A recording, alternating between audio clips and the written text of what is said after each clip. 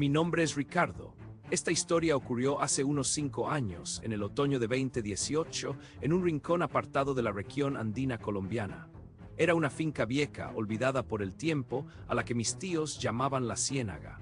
Había viajado hasta allí para ocuparme de la partición de bienes después del fallecimiento de mi tía abuela, la última de la familia que aún vivía en esas tierras solitarias. Desde el momento en que puse un pie fuera del bus que me dejó en el desvío de tierra, el silencio me envolvió. No era el silencio pacífico de la naturaleza, sino un silencio pesado, casi opresivo, como si la misma tierra contuviera la respiración. La neblina era una sábana eterna que cubría los cerros, dándole a todo un aire fantasmal. La casa, de adobe y tecas musgosas, parecía hundirse en el paisaje, tragada por la vegetación crecida. El aire era denso, frío, cargado con el olor a tierra húmeda y a algo más, algo indefinido, algo que me revolvía el estómago. Pasé los primeros días ordenando papeles, revisando la casa que crujía con cada paso que daba, cada soplo de viento. Cada noche me acostaba en la cama antigua, sintiendo la inmensidad del campo oscuro a mi alrededor, oyendo los grillos y el lejano aullido de algún animal salvaje. Pero había algo más. Un vacío en el sonido que me ponía los nervios de punta. La finca tenía un pozo de agua, una especie de represa artificial que mis abuelos habían mandado a excavar en los 70 para regar los cafetales. Estaba un poco alejado de la casa, oculto tras unos guaduales viejos. Una tarde decidí ir a echar un vistazo. La curiosidad me picaba y también una extraña obligación, como si algo me llamara hacia ese lugar. A medida que me acercaba, el olor que había sentido en el aire se hizo más fuerte, más particular. Era un hedor metálico y terroso a la vez, como sangre seca mezclada con lodo podrido, un olor denso que se pegaba a las fosas nasales y al fondo de la garganta. Caminé con precaución, esquivando las ramas caídas y la maleza alta que reclamaba el sendero. El pozo apareció de repente, oscuro y sin vida bajo la bruma. El agua era de un color verdoso oscuro, casi negro, y no se movía. No había ningún soplo de viento que alterara su superficie. Era como un espejo opaco que reflejaba la tristeza del cielo gris, y entonces la vi, una mancha. No era una sombra ni un reflejo de las nubes. Era una masa oscura, opaca, sin brillo, que flotaba en la superficie del pozo. Era más grande que la piel extendida de una vaca, amorfa, sin bordes definidos.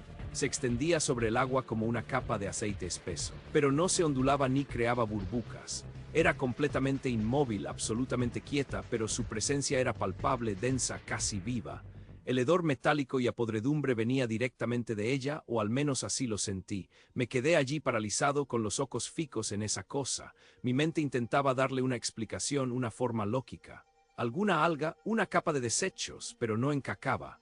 Esa opacidad, esa quietud antinatural, esa falta de reflejo me decían que no era algo que hubiera visto antes. Un escalofrío me recorrió la espalda. El silencio se hizo más profundo, el aire más pesado. Sin darme cuenta, mi pie aplastó una rama seca. El crujido resonó en el aire estancado, un sonido violento que pareció romper el hechizo del lugar. Y la mancha se movió. No fue un movimiento lento y deliberado como el de un animal. Fue una especie de contracción, una onda oscura que se deslizó por debajo de la superficie del agua, sin perturbarla. Era una fluidez imposible, antinatural, como si no tuviera huesos ni carne, solo una masa de materia oscura que cambiaba de forma con una velocidad aterradora. Mis ojos no podían seguirla. Simplemente se distorsionó, se alargó y luego se contrajo de nuevo, sin dejar rastro de ondas o salpicaduras. Era como si se moviera a través del agua, no en ella. El pánico se apoderó de mí. No era miedo, era terror puro. Mi corazón golpeaba contra mis costillas con una fuerza brutal. Sentí un nudo en la garganta y mis piernas comenzaron a temblar. Retrocedí despacio al principio, luego más rápido hasta que me di la vuelta y corrí. Corrí sin mirar atrás, sintiendo el aliento frío en mi nuca, el hedor persiguiéndome, el silencio del pozo acechando a mis espaldas. No paré hasta que estuve dentro de la casa. La puerta cerrada con llave, cadeando apoyado contra la madera fría. La noche cayó como un telón pesado, envolviendo la finca en una oscuridad impenetrable.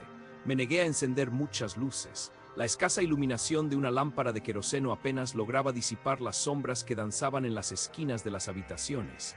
Intenté leer, intenté distraerme, pero la imagen de la mancha se había grabado en mi retina.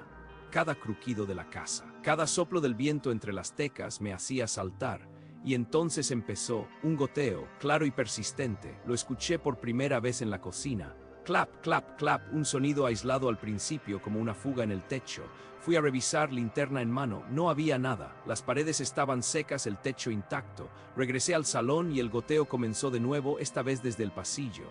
Clap, clap, clap, mis nervios se tensaron hasta el límite. Era como si el sonido me persiguiera. Me movía de una habitación a otra y el goteo me seguía, cambiando de ubicación, cada vez más cerca, más personal. Era un martilleo incesante que se filtraba en mi mente, un recordatorio constante de que no estaba solo. Sentí un frío glacial en la piel, a pesar de que la casa no era tan fría. La sensación de ser observado era abrumadora, como si 1000 ojos invisibles estuvieran fijos en mí desde la oscuridad. Desde las rendijas de las ventanas, desde la puerta cerrada. Me metí en la cama, cubriéndome hasta la cabeza con la sábana, temblando incontrolablemente. Cerré los ojos, pero el goteo no cesó. Clap, clap, clap. Ahora lo escuchaba justo al lado de mi oído, dentro de la habitación, una gota tras otra, como si algo estuviera justo ahí de pie junto a mi cama. Mi respiración se aceleró, mi garganta se cerró. Quería gritar, pero no salía sonido. Me quedé así, despierto, aterrado, hasta que las primeras luces del amanecer se filtraron por las ventanas. Con el sol, la sensación de terror disminuyó, pero no desapareció. Me levanté con los músculos tensos, el cuerpo agotado por la falta de sueño. Quería salir de allí, irme lo más rápido posible. Bajé las escaleras y antes de llegar a la puerta principal, mis ojos captaron algo en el suelo. Un rastro de lodo negro, denso, casi vivo. Serpenteaba por el piso de madera. Venía desde la puerta, cruzaba el pasillo, rodeaba la sala y terminaba a pocos centímetros de la base de las escaleras, justo donde yo había estado la noche anterior. Era el mismo lodo oscuro y fétido que había sentido en el pozo, el mismo olor metálico y a putrefacción. La mancha había salido, había llegado hasta la casa, había estado dentro conmigo. No necesité más, vendí la finca, la regalé prácticamente. Se la di a la primera persona que mostró un mínimo interés, sin importarme el precio, solo por el deseo de deshacerme de esa tierra maldita. Me mudé a la ciudad, a la capital, buscando la seguridad de la gente, del ruido, de las luces. Compré un apartamento en un edificio moderno, en el 12º piso, con una vista amplia y despejada de la metrópolis. Pensé que la altura, la distancia me protegerían, pero el olor. El maldito olor a lodo y a hierro oxidado nunca me dejó. A veces, de la nada, un soplo de ese hedor llenaba mi apartamento, invisible, inconfundible. Y el goteo. Ese sonido infernal regresaba en las noches, o cuando estaba solo, un martilleo suave, pero incesante en mi mente, en las paredes, en el techo, sin una fuente visible. Mis amigos pensaron que estaba estresado, que necesitaba vacaciones. Yo sabía que no era eso. Viví en un estado de paranoia constante, mirando por encima de mi hombro, revisando las esquinas, convencido de que aquello, la mancha, me había seguido. No sabía cómo, no sabía por qué, pero estaba ahí acechando. Una tarde regresé del trabajo. Estaba preparando la cena, escuchando música, intentando simular una normalidad que hacía mucho que había perdido. Sentí un pequeño peso en mi hombro izquierdo, como una gota de agua. Bajé la mirada. Una mancha de lodo negro, espeso, húmedo y fétido, se extendía sobre la tela de mi camisa. No había ninguna fuga en el techo, ninguna ventana abierta, no había estado cerca de nada que pudiera producir eso. El lodo era el mismo. El olor me envolvió, un grito silencioso que solo yo podía escuchar. Miré a mi alrededor, a las paredes blancas de mi apartamento, al techo impoluto, a la vista de la ciudad que se extendía abajo. La mancha había llegado. Estaba aquí conmigo. Mi nombre es Sofía. Lo que les voy a contar sucedió hace unos 7 años, en la provincia de Jujuy, en el norte de Argentina. Era una noche de enero, una de esas noches tórridas y pesadas que aplastan el aire y te hacen sentir que la respiración es un lujo. Yo venía de un pueblito remoto en la quebrada, había estado atendiendo una emergencia médica en una finca apartada. Soy enfermera y a veces me toca ir a lugares donde el camino es casi una fantasía. Era tarde, muy tarde, más allá de la medianoche, y la luna apenas se atrevía a mostrar un hilito pálido entre las nubes cargadas. Mi viejo Fiat Palio del 98, un carro que me ha sacado de tantos apuros, ronroneaba con su motor gastado por la ruta provincial, una cinta de asfalto estrecha y oscura que se retuerce entre cerros pelados y vegetación seca. No había otro alma en kilómetros a la redonda, ni una luz lejana, ni el ladrido de un perro. Solo el canto monótono de los grillos y el zumbido de mi motor. La radio, claro, no agarraba nada, solo estática. A veces en estos caminos el silencio puede ser más ruidoso que cualquier otra cosa, te envuelve, te asfixia. De repente, sin previo aviso, sin un solo tirón o una señal de advertencia, el motor se apagó. Fue como si alguien hubiera cortado la energía de un golpe. Las luces del tablero se extinguieron, los faros delanteros murieron en un instante, dejándome sumida en una oscuridad total y absoluta. El Palio dio un último y débil cabeceo antes de detenerse por completo, en medio de la nada. Mi corazón dio un brinco, un susto puro y simple. Lo primero que pensé fue en el combustible, pero el tanque estaba lleno, lo había revisado antes de salir. Intenté encenderlo de nuevo, giré la llave una y otra vez, pero solo obtuve un silencio sepulcral, roto únicamente por el tic-tac de algún metal enfriándose bajo el capó. El volante se puso pesado, bloqueado, estaba varada. El pánico empezó a trepar por mi garganta. Saqué mi celular sin señal, como era de esperarse. Mi linterna interna funcionaba, pero su luz era un chiste frente a la inmensidad de la noche. Me bajé del carro con una sensación extraña, casi como si una presencia invisible me hubiera empujado. La temperatura exterior no era fría, pero un escalofrío me recorrió la espalda. El aire estaba pesado, quieto, pero a la vez sentía una brisa helada que no venía de ningún lado, que me calaba los huesos. Miré a mi alrededor, tratando de descifrar la oscuridad, buscando cualquier cosa que pudiera explicar lo que pasaba, un pueblo, una casa. Un cartel, pero no había nada, solo sombras danzando con la imaginación. Fue entonces cuando las vi. Al principio pensé que eran luciérnagas, pero el movimiento era demasiado lento, demasiado uniforme. Unas luces pequeñas, anaranjadas y temblorosas, que aparecían en la distancia en el recodo del camino por donde yo acababa de venir, parecían flotar muy vacas, casi a ras del suelo. No eran una o dos, eran muchas decenas, y se multiplicaban a cada segundo. Al principio eran puntos dispersos, luego se fueron agrupando, formando una línea, una procesión de velas. El terror se apoderó de mí con una fuerza que nunca antes había sentido. No era un miedo a lo desconocido, era un miedo ancestral, profundo, que te paraliza hasta el alma. No había ruido, ni un solo sonido que acompañara la visión. Las luces avanzaban en un silencio total, sepulcral. Un silencio que se clavaba en mis oídos y me hacía desear cualquier tipo de sonido, incluso el más horrible. Mis piernas temblaron, la sangre se me heló en las venas. Mi mente gritaba, corre, pero mi cuerpo no respondía. No había escapatoria, no había donde esconderme en esa planicie desolada. Sin pensarlo dos veces, con un instinto animal que me obligó a actuar, me metí de nuevo en el carro. No había tiempo para racionalizar. Me arrastré hasta el asiento del copiloto y me escondí debajo del tablero, encogiéndome lo más posible, intentando ser una con la oscuridad del vehículo. El olor a tapicería vieja y a polvo era ahora un consuelo, una barrera ilusoria contra lo que se acercaba. Mi respiración era un jadeo ronco y apresurado. Podía sentir el pulso martillando en mis sienes, el corazón desbocado golpeando mis costillas con violencia. Cerré los ojos con fuerza, deseando que todo fuera una pesadilla, una alucinación por el cansancio, pero no lo era. Las luces estaban cada vez más cerca. Podía ver el reflejo anaranjado bailando en el parabrisas, filtrándose por las rendijas, tiñendo el interior del carro con un fulgor enfermizo. Luego un olor, un hedor. No era el olor a tierra mojada después de la lluvia, ni el aroma dulce de las flores del monte. Era algo más oscuro, más denso. Un olor a flores muertas, a lirios y claveles putrefactos, mezclado con un almizcle rancio, a cera quemada y a algo más, algo indefinible y profundamente perturbador, como la descomposición de algo que nunca debió existir. Era nauseabundo, penetrante, me invadió los pulmones y me hizo querer vomitar. Me tapé la boca y la nariz con las manos, intentando inútilmente ahogar ese aire contaminado. Y luego los sonidos. No eran voces, no eran pasos. Era el sonido inconfundible de telas arrastrándose. Telas pesadas, ásperas como sayales viejos o mortacas rozando el suelo seco. Un siseo continuo arrastrado que pasaba justo al lado de mi carro, cada vez más fuerte. Podía sentir la cercanía de esa cosa invisible. El hedor y el arrastrar de las telas se hicieron insoportables. Sentía que se movían a pocos centímetros de la latonería que me rodeaban.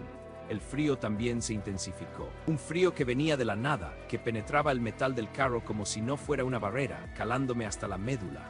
Y entonces el carro se movió. No fue un golpe, fue una vibración lenta, un bamboleo, como si una fuerza invisible lo empujara o pasara a través de él.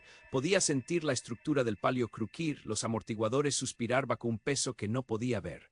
Una sensación de ahogo, de opresión me inundó.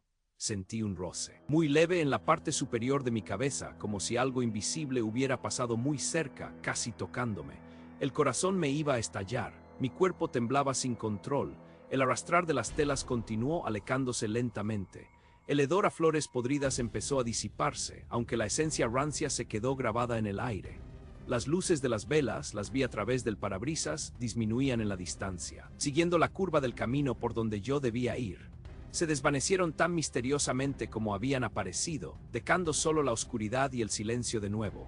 Me quedé allí, debajo del tablero, durante lo que parecieron horas temblando, sin atreverme a mover un solo músculo. Cuando finalmente el valor regresó a mis venas, y con él la certeza de que estaban lejos, me incorporé lentamente, mis músculos rígidos y doloridos. El aire dentro del carro seguía viciado con el rastro de ese perfume macabro. Miré el reloj de mi muñeca, no funcionaba. Encendí mi celular y miré la hora. Eran las 5 de la mañana. Las 5 de la mañana, había salido de la finca a la 1. El carro se detuvo poco después. Eran apenas las 2 de la mañana cuando todo sucedió. ¿Había estado escondida por 3 horas? ¿O había perdido el tiempo? Sentía la cabeza confusa, como si me hubieran anestesiado. El recuerdo era nítido, pero la secuencia temporal era un borrón. Me bajé del carro con una sensación de irrealidad. El palio, para mi sorpresa, encendió a la primera. Fue como si nada hubiera pasado. Revisé todo, no había un rasguño, una marca, nada, pero al tocar mi frente sentí algo, una mancha oscura. Me miré en el espejo retrovisor. Era una mancha de ceniza, una marca en la frente, como si alguien hubiera puesto un dedo carbonizado sobre mi piel. Intenté quitarla con saliva, con el dorso de la mano, pero no se iba. Tuve que frotar con fuerza con agua y jabón cuando llegué a casa para que desapareciera por completo, y aún así la piel se me quedó sensible y enrojecida por días. Desde aquella noche mi vida no ha sido la misma. El recuerdo de esa procesión silenciosa, de ese hedor a muerte y de ese frío inhumano, se ha clavado en mi mente y en mi alma.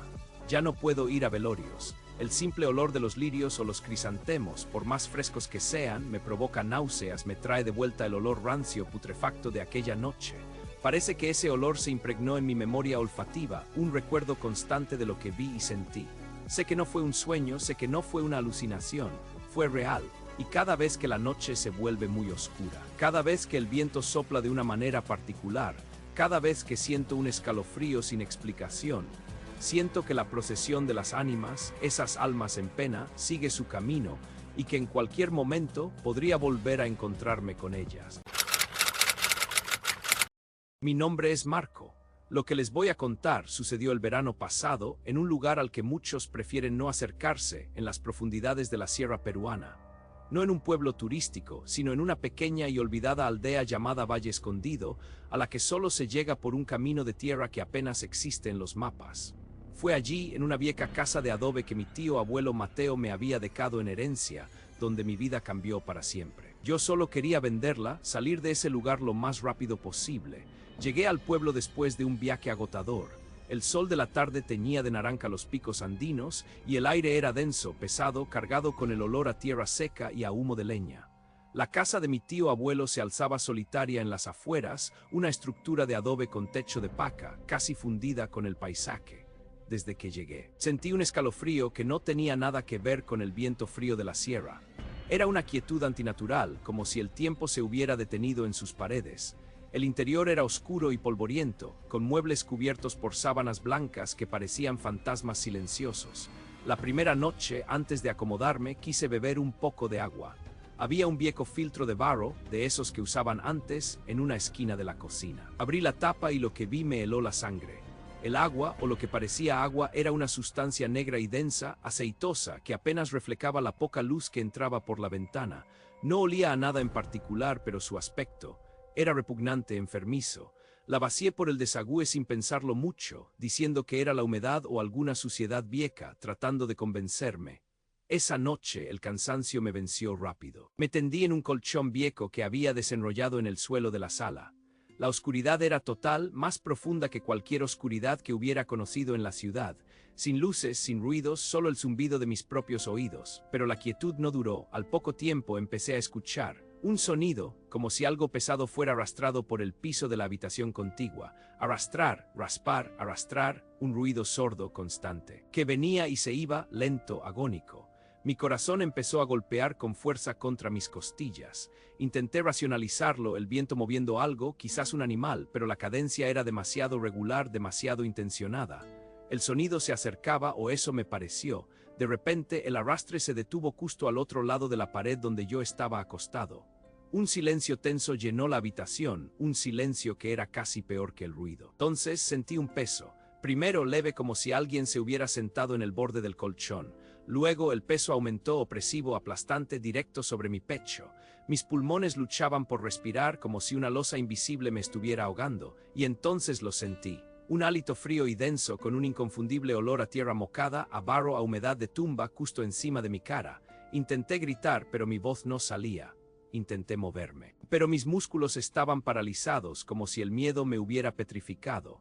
Podía sentir una presencia pegada a mí, intangible pero terriblemente real, aspirando algo. Podía sentir sus dedos largos y fríos, invisibles, aferrándose a mi brazo, a mis costillas. La desesperación se apoderó de mí. Cerré los ojos, orando, suplicando, rogando que terminara, que fuera un sueño, que desapareciera. No sé cuánto tiempo pasó. Un segundo. Una eternidad. El peso se levantó tan repentinamente como había aparecido. El aliento frío se disipó. El silencio regresó, pero ahora estaba cargado de un terror inmenso. Me quedé inmóvil, temblando, hasta que los primeros rayos del sol se colaron por las rendijas de las ventanas. Solo entonces me atreví a moverme, a encender mi linterna, a buscar alguna explicación. Mis manos temblaban tanto que apenas podía sostenerla. Cuando la luz golpeó mi brazo, lo vi. 4 marcas rocas que ya empezaban a ponerse moradas, perfectamente delineadas, como si un puño con dedos increíblemente largos y delgados me hubiera apretado con una fuerza inhumana. Y en mis costillas, justo donde sentí el mayor peso, otras manchas similares. No había sido un sueño. Mi mente se negaba a aceptarlo, pero mi cuerpo era una prueba irrefutable. El pánico me invadió de nuevo. Tenía que salir de esa casa, de ese pueblo. Mientras recogía mis cosas a la mañana siguiente, con el corazón todavía desbocado, escuché un carraspeo en la puerta. Era un anciano, don José, un vecino que vivía en la casa más cercana a unos 100 metros. Me miró con ojos sabios y cansados. Disculpe la molestia, joven, me dijo con voz rasposa, pero lo vi llegar anoche. ¿Cómo durmió? No muy bien, don José, respondí intentando sonar casual. Dando el terror que me carcomía. La casa es un poco vieja. Él sonrió, una sonrisa sin alegría, revelando encías desdentadas. Vieja, sí, pero no es solo eso. Su tío abuelo Mateo, hace años que no dormía aquí. Venía, trabajaba en el campo, pero al caer la noche se iba a dormir a la casa de su prima al otro lado del valle. Decía que la casa ya estaba llena. La palabra llena resonó en mi cabeza como un eco macabro. ¿Llena de qué, don José? Pregunté con un hilo de voz. Él solo sacudió la cabeza, su mirada fija en el oscuro interior de la casa. De viejas penas, de tierra y de almas que no encontraron su camino. No es bueno quedarse solo aquí por la noche, joven. La Pachamama a veces se cansa de los vivos. Un escalofrío recorrió mi espalda a pesar del sol mañanero. Agradecí a don José y apuré mis pasos, ya decidido a marcharme de inmediato. Mientras terminaba de empacar mi mochila en la sala, con la luz del día intentando inútilmente disipar la oscuridad de los rincones, escuché algo, un llanto, un lamento ahogado apenas audible que venía de las paredes de adobe, un pequeño sollozo, luego otro, como el gemido de un niño atrapado o de una mujer sufriendo en silencio. El sonido me paralizó otra vez. Era tan real, tan cercano. Pegué mi oído a la pared más cercana. Y el lamento se hizo más claro, más angustioso. Provenía de dentro de las entrañas de la propia casa. Era como si las paredes de barro, hechas de esa tierra que olí en la noche, tuvieran vida o algo atrapado en su interior. Me alejé de la pared como si me hubiera quemado. Mientras me dirigía a la puerta, mis ojos cayeron en el suelo, justo en el rastro de polvo que había dejado mi colchón al ser enrollado. Y allí, entre las motas de polvo y pequeñas partículas de tierra seca, había algo. Un objeto pequeño, blanquecino, que no debería estar ahí. Lo recogí con los dedos temblorosos. Era un diente. Un molar humano desgastado, amarillento, como si hubiera sido extraído de una boca muy vieja o molido por años de sufrimiento. Ese fue el final. Salí de esa casa como alma que lleva el diablo. No miré atrás. El camino de vuelta a la ciudad fue un calvario de miedo y paranoia. Hasta el día de hoy sigo sintiendo un cansancio extremo, como si algo me drenara la energía sin descanso. Y las manchas moradas de esos dedos largos y fríos, aunque han cambiado de lugar, siguen apareciendo de vez en cuando en mi piel. Son un recordatorio constante de que hay cosas que no entendemos, cosas que viven en la oscuridad esperando. Y que a veces las casas viejas y solitarias están realmente llenas de algo que no tiene nombre pero que se aferra a los vivos. Mi nombre es Mateo. Esta historia escalofriante, este infierno personal, ocurrió en el verano de 2005 en las profundidades de las montañas de Antioquia, Colombia. Fue en una vieja finca cafetera heredada por mi tío Ramón, un lugar que había sido de mi abuelo, un rincón del mundo tan aislado que el silencio allí tenía un peso propio, casi asfixiante. La finca, rodeada por hectáreas de cafetales y una espesa selva que se tragaba el horizonte. Era hermosa, sí, con un encanto rústico que prometía paz. Pero esa paz, descubrí con horror, era solo una ilusión, una fina capa sobre un abismo de terror ancestral. Llegamos mi mamá, mi papá y yo buscando desconexión, aire puro, la supuesta tranquilidad que solo el campo puede ofrecer. Recuerdo la primera noche, el cielo estrellado como nunca antes lo había visto, tan vasto, tan indiferente a lo que se ocultaba bajo su manto. Tío Ramón, un hombre de campo, curtido por el sol y el trabajo, con ojos que habían visto demasiado, nos advirtió con su voz ronca mientras cenábamos a la luz parpadeante de las velas. Habló del monte, de sus secretos, de ciertas cosas que era mejor no molestar. Contó la historia del Silbón, no el de los llanos, sino una versión más oscura, más local, de un espíritu errante que deambulaba por las fincas abandonadas y los caminos olvidados, buscando qué. Nunca lo dijo con claridad, pero sus ojos se entrecerraban y su voz vacaba un murmullo cuando describía su silbido, un sonido que comenzaba agudo y cristalino, como el de un niño, para luego transformarse en un lamento grave y prolongado, un eco de muerte que helaba la sangre. Dijo que si lo escuchabas lejos, estaba cerca, y si lo escuchabas cerca, ya te tenía encima. Y lo más importante, no debías responderle, nunca, bajo ninguna circunstancia. La curiosidad, decía él, era la soga con la que el demonio te llevaba al pozo. Yo, con mis 16 años y la arrogancia de la juventud urbana, me reí por lo bajo. Era un chico de ciudad, un escéptico empedernido. Leyendas, cuentos de viejas para asustar a los niños, pensaba. Mi papá me dio un codazo por debajo de la mesa, un gesto que me decía que respetara las creencias de mi tío, aunque yo no las compartiera. Pero la semilla de la curiosidad, una semilla oscura y peligrosa, ya estaba plantada en mi mente. La segunda noche, la lluvia tropical caía con una furia monótona sobre el techo de zinc. El viento aullaba a través de los árboles, haciendo que las hojas de los platanales danzaran como fantasmas. Estaba en mi cuarto leyendo bajo una linterna cuando lo escuché por primera vez, un silbido. Distante, apenas audible sobre el estruendo de la lluvia y el viento, pero inconfundiblemente humano. No el canto de un pájaro, no el capricho del viento. Era un sonido melancólico, casi dulce al principio, que se perdía en la inmensidad de la noche. Un escalofrío helado me recorrió la espalda, no de frío, sino de un pavor primitivo que se anidaba en lo más profundo de mis huesos. Me asomé a la ventana, a la oscuridad total que solo la luz de la linterna rompía en un pequeño círculo. No vi nada. Solo la cortina de lluvia. Los árboles moviéndose con violencia. El silbido volvió, esta vez un poco más cercano, o eso me pareció. Era como si estuviera probando el terreno, evaluando. Cerré la ventana de golpe, con el corazón latiéndome a 1000 por hora. No podía ser. Debía ser un efecto de la tormenta, la imaginación jugándome una mala pasada. Traté de racionalizarlo, de obligar a mi mente a creer en explicaciones lógicas. Pero el pavor no se iba. Se aferraba a mí como una piel fría.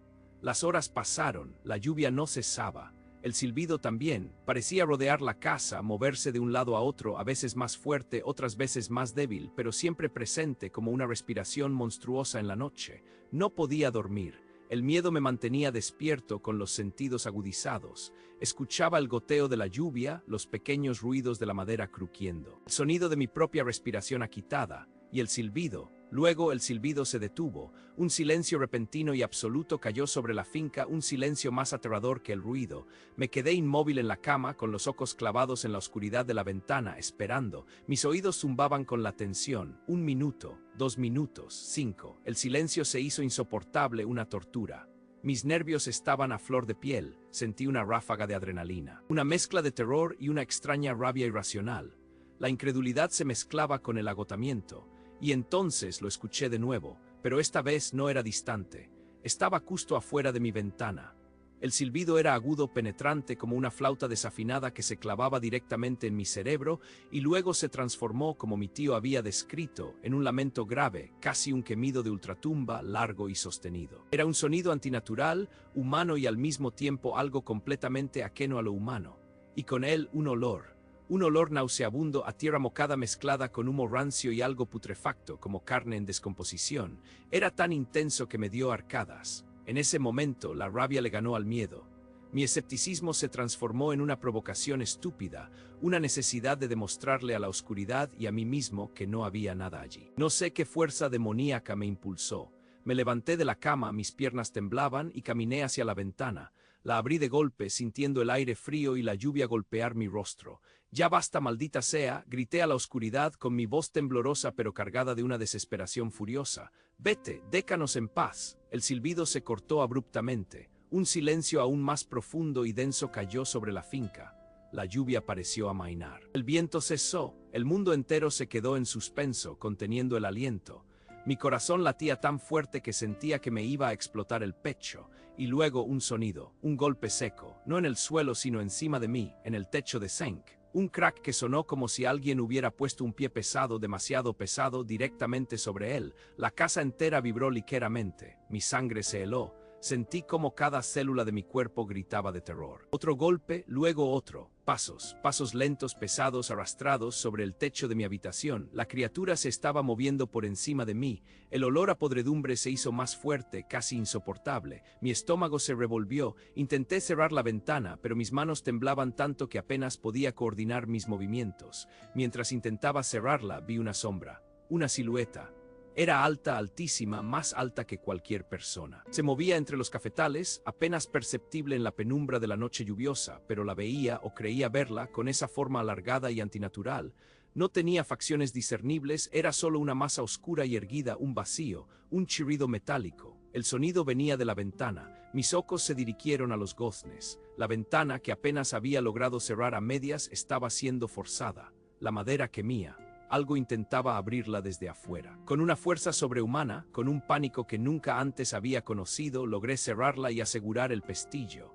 Me lancé contra la puerta de mi habitación, la cerré con llave y empujé una vieja cómoda de madera contra ella. Los golpes en el techo continuaron, ahora más frenéticos, más insistentes. Parecían intentar localizar el punto más débil. Luego cesaron. Un momento de alivio fugaz. Y entonces un sonido raspante. Venía de la pared exterior de mi habitación, como si uñas largas y afiladas estuvieran arañando el revoque, buscando un asidero. Luego, un golpe sordo en la pared contigua a mi cama, seguido de un gemido de la madera. Algo se estaba apoyando contra ella, algo enorme, pesado. Podía sentir la vibración a través del colchón. Pasé el resto de la noche acurrucado en un rincón de la cama, temblando incontrolablemente. Con la manta apretada hasta la barbilla, mis ojos fijos en la ventana y la puerta. Cada crujido de la casa, cada suspiro del viento me parecía una amenaza inminente. El olor a podredumbre llenaba la habitación, asfixiándome. Sentía que cada minuto era una hora, cada hora una eternidad. No sabía si lo que sentía era real o si mi mente, quebrada por el terror, me estaba jugando una cruel broma. Al amanecer, la luz gris del nuevo día se filtró a través de la ventana. El olor se disipó, la opresión en el aire cedió. Me atreví a mover la cómoda, abrí la puerta y salí. La casa estaba en silencio. Mis padres y mi tío ya estaban levantados y sus rostros estaban pálidos, marcados por una noche de angustia. Ellos también habían escuchado los ruidos, el silbido, los golpes, pero yo no me sentía bien. Mi cuerpo ardía. Una fiebre implacable se había apoderado de mí, mis músculos dolían, mi cabeza pulsaba con una fuerza atronadora. Deliraba, veía sombras moverse en los rincones, escuchaba el eco del silbido en lo más profundo de mi mente, una tortura incesante que me negaba la paz. Tío Ramón, con una mirada grave, nos llevó afuera, a la parte trasera de la casa. El espectáculo que se presentó ante mis ojos enfermos fue la confirmación más brutal de que lo vivido no fue una pesadilla, sino una horrible realidad. Alrededor de la casa, en el barro blando que la lluvia había dejado, había unas huellas. No eran de animal ni de humano. Eran gigantescas, deformadas como pies descalzos, pero con una longitud y una anchura monstruosas, y con dedos largos, anormalmente largos, que se clavaban profundamente en la tierra. Algunas huellas tenían 3 dedos, otras 4, todas torcidas, disformes. Parecía que la criatura había rodeado la casa, buscándonos. Y el bambusal, el espeso bosquecillo de guadua que crecía detrás de la casa, estaba retorcido. No solo unas pocas cañas, sino todo un sector. Parecía como si un gigante invisible hubiera pasado por allí, torciendo los tallos verdes y fuertes como si fueran ramitas secas, quebrando sus fibras con una fuerza inimaginable. Había un rastro de destrucción, de violencia inexplicable, que se extendía hacia la selva. Mientras mi mamá me ayudaba a regresar a la cama, mi cuerpo temblaba con una mezcla de fiebre y puro terror. Mis ojos, apenas capaces de enfocar, se encontraron con los de mi tío. Y en ese momento las palabras, las horribles palabras, brotaron de mis labios, palabras que ni yo mismo sabía que llevaba dentro, que se habían grabado en mi mente durante mi noche de infierno. Era un hombre, susurré con la voz ronca, casi inaudible, altísimo, sin rostro, solo una boca vertical, y de ahí salía el silbido. El silencio que siguió fue el más pesado de mi vida. Mi mamá me abrazó temblorosa, mi papá miró a mi tío, y en sus ojos vi un terror que superaba cualquier miedo que hubiera visto en él. Tío Ramón simplemente asintió, su rostro una máscara de resignación y profunda tristeza. Él lo sabía, él siempre lo había sabido. La fiebre me tuvo postrado durante días, y durante semanas el recuerdo del silbido me perseguía en mis sueños y mis momentos de vigilia. Nunca más regresamos a esa finca. Fue abandonada, dejada a la merced de la selva que la rodeaba y de la entidad que la habitaba. Hoy, los vecinos de los pueblos cercanos todavía dicen que en las noches más cerradas, cuando la luna se esconde y la niebla vaca de las montañas, se puede escuchar un silbido. Un silbido que comienza agudo y dulce, para luego transformarse en un lamento grave y prolongado, un eco de muerte que te persigue hasta los huesos, recordándote que hay cosas en este mundo que es mejor dejar en paz.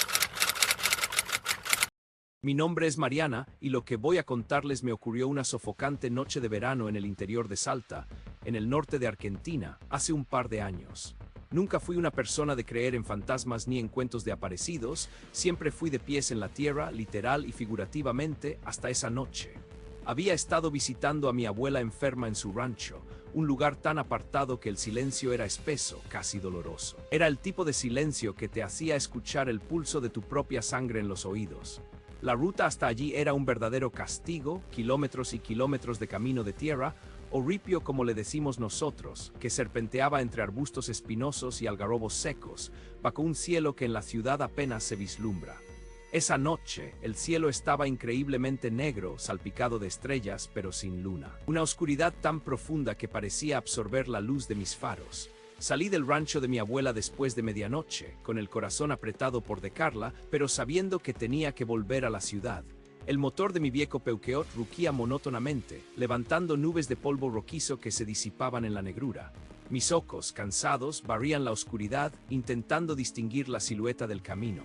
La ventana estaba un poco abierta, permitiendo que el aire caliente de la noche, cargado con el olor a tierra seca y a carilla, me mantuviera despierta.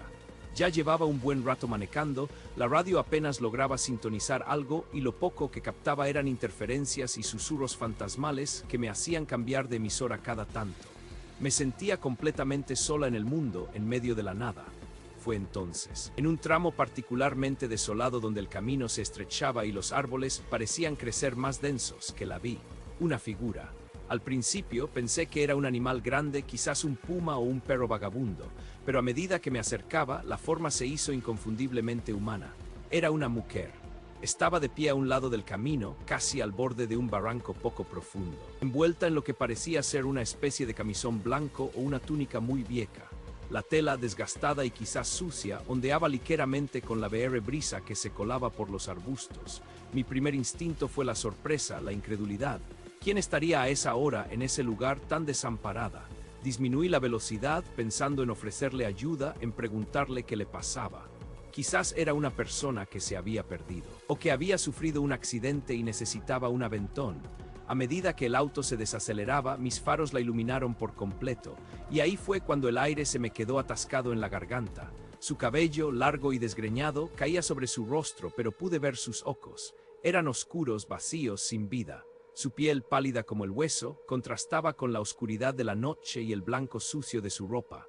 Pero lo que me heló la sangre, lo que hizo que mis manos se aferraran al volante con una fuerza que no creía poseer, fueron sus pies. Estaban al revés, sí, al revés. La parte de los talones apuntaba hacia adelante y la de los dedos hacia atrás. No era una ilusión óptica, no era el juego de las sombras. Eran sus pies retorcidos, con los talones donde deberían estar los dedos y viceversa.